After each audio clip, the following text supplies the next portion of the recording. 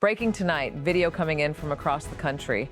In eastern Washington, the Spokane complex fire is spreading, with the Old Trails fire threatening homes. In New Jersey, heavy rain has flooded roads, creating dangerous driving conditions. And across the Northeast, powerful storms have knocked down trees and power lines. A transformer explosion also sparked a fire and caused power outages. First tonight, the U.S. has reportedly used virtually all long-range ATACMS and precision strike missiles during its 5-month Iran war, raising concerns over depleted stockpiles and military readiness. Meanwhile, an Indonesian ferry fire off Madura Island killed 5 people, while 233 passengers and crew were evacuated. Authorities say everyone listed aboard has been accounted for as investigators determine the cause. Now to Europe. Romania blasted apart a Danube rock outcrop to redirect cooling water toward its only operating nuclear reactor, as severe drought and low river levels threaten regional energy security. And in Pennsylvania, 19 people face charges in an alleged $4 million Medicaid home health fraud scheme, with investigators accusing some workers of billing for services while hospitalized, working elsewhere, or incarcerated. Turning to Washington, the Senate Judiciary Committee advanced Todd Blanche's Attorney General nomination in a 12-10 vote, sending his confirmation toward the full Senate as Republicans push before August recess. Now in Wisconsin, police cleared an autonomous protest zone in Madison and arrested several people following unrest, intensifying debate over public safety, prosecution, demonstrations, and law enforcement tactics. Meanwhile, online, a Michigan grocery store video showing women wearing hijabs and burqas has sparked political debate, but clothing choices alone do not establish wrongdoing, immigration status, or election-related implications. Now to the White House. President Trump is criticizing U.S. Attorney Jeanine Pirro after reflecting pool vandalism cases were dropped, while blaming rushed, flawed work for the landmark's continuing problems. Now to Ukraine. Dramatic footage appears to show a civilian escaping a pursuing drone before it exploded nearby. Ukrainian officials say the man survived with blast injuries, shrapnel wounds, and concussion. Turning to Los Angeles, thousands protested against ICE deportations as police in riot gear responded downtown.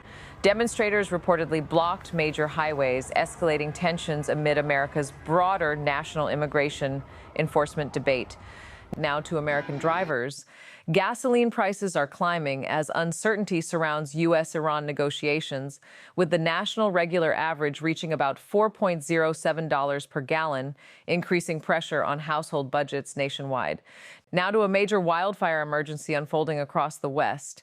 In Spokane, Washington, fast-moving wildfires have destroyed more than 700 structures and forced tens of thousands of residents to evacuate as firefighters battle dangerous conditions. The cause remains unknown, but officials say strong winds, extreme heat, and dry vegetation have helped the flames spread rapidly.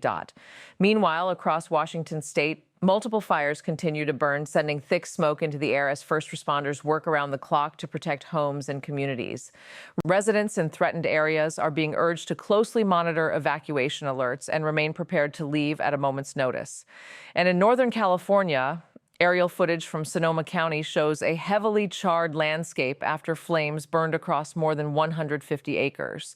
Fire crews remain on alert as dry conditions continue to create a serious wildfire threat across the region. And now to a major development from Washington. The United States has used virtually all of its long-range ATACMS and precision strike missiles during its 5-month war with Iran, according to people familiar with the data. The concern now: some officials warn that depleted missile stockpiles could affect U.S. military readiness if another major conflict breaks out. The U.S. has also used a significant portion of its Tomahawk cruise missiles, according to one source. The revelations are raising fresh questions about America's ability to rapidly respond to another large-scale conflict while replenishing critical weapons supplies. And now to a developing rescue operation in Indonesia. Authorities say 233 of the 238 passengers and crew aboard a ferry that caught fire off Madura Island have been evacuated. Sadly, 5 people have died. The KM Mutiara Sentosa II was traveling from Surabaya toward Makassar when the fire broke out Sunday.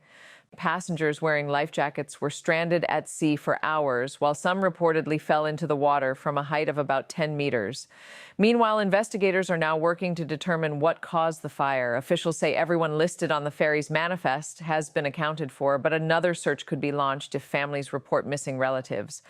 And now to a dramatic development in Europe's energy crisis. Romania has blasted apart a rock outcrop in the Danube to redirect vital cooling water toward its only operating nuclear reactor. The reason? Severe heat and drought have pushed river levels dangerously low, threatening the water supply needed to cool the reactor. The extraordinary measure highlights the growing pressure on the region's energy infrastructure.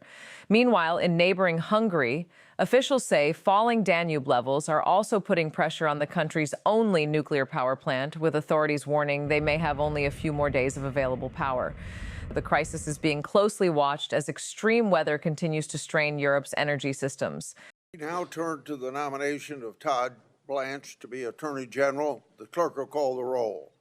And now to Capitol Hill, the Senate Judiciary Committee has advanced Todd Blanche's nomination for U.S. Attorney General in a 12-10 vote, putting his nomination on track for a full Senate floor vote. The next step, Blanche will now need Senate confirmation before officially taking the top job at the Justice Department. The vote comes after Republican Senators John Cornyn and Tom Tillis supported moving the nomination forward.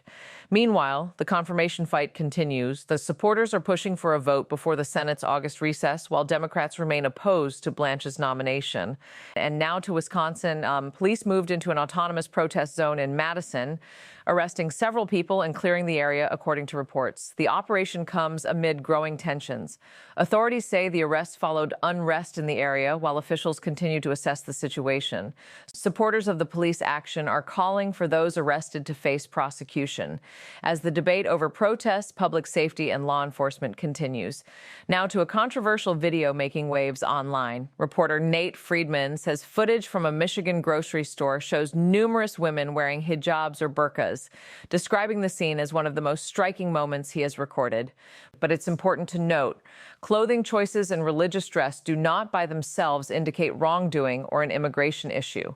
The footage has sparked a broader political debate over immigration, cultural change, and religious freedom in America, with critics and supporters offering sharply different interpretations. Claims about how these trends could affect future elections remain political predictions, not established facts.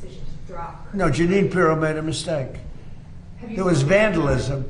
I just told you we did, I think, 78. One of the things was the reflecting pool. Hasn't worked since 1922 because it always leaked.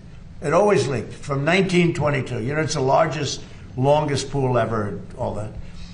Now to the White House, and President Trump is lashing out at U.S. Attorney Jeanine Pirro after vandalism cases involving damage to the reflecting pool were dropped. Meanwhile, Trump is also blaming the pool's problems on what he describes as rushed and flawed work. The dispute has reportedly triggered angry reactions from the president inside the White House, putting renewed attention on the landmarks damage, the dropped cases, and how the situation was handled. Now to Ukraine, a dramatic video appears to show a Ukrainian man running for safety through a market as a drone follows him before exploding just feet away. According to Ukrainian police, the 52-year-old survived the August 4th attack with blast injuries, shrapnel wounds, and a concussion.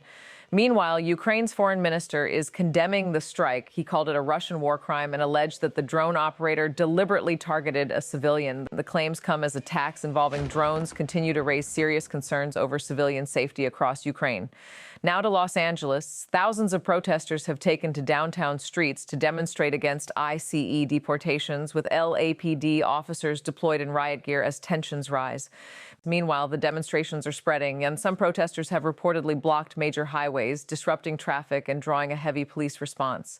The protests come amid a broader nationwide debate over immigration enforcement and deportation policy, as demonstrations continue in multiple communities across the country.